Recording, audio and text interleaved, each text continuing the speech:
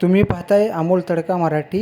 मित्रांनो, तुम्हाला माहिती असेल की उद्धव ठाकरेंच्यावरती नेहमीच आरोप केला जात होता. विरोधात असलेल्या सगळ्यांनी असू द्या किंवा विरोधी पक्षात असू द्या आणि जे जे विरोध करायचे उद्धव ठाकरेंना त्यांनी की उद्धव ठाकरेंनी घरी बसून सरकार चालवलं, घरी बसून लॉकडाऊन असताना घरी बसून लोकांना आश्वासनं दिली, अशा पद्धतींचा आरोप सातत्याने त्यांच्यावरती झाला. आणि याच्यामुळेच त्यांच्यावरती ती एक प्रकारचा ठप्पा लागला की ते खरंच घरी बसूनच सरकार चालवत होते.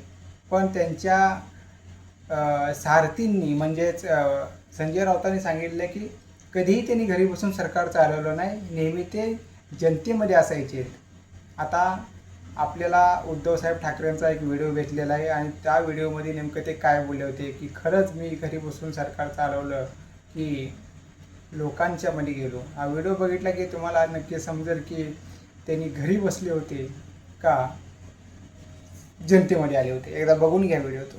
काळामध्ये साहजिकच आहे, घरी बसून म्हणजे मातोश्रीत बसून मी कारभार करत होतो. अनेक मंत्री सुद्धा घरीच येत होते, घरीच बस त्याच घरातून त्यांना पदं दिली होती, ते घरी बसूनच दिली होती. पण काही अधिकारी माझ्यासोबत नेहमी यायचे 2-4 दिवस, कारण सरकारी काम थांबू शकत नव्हतो.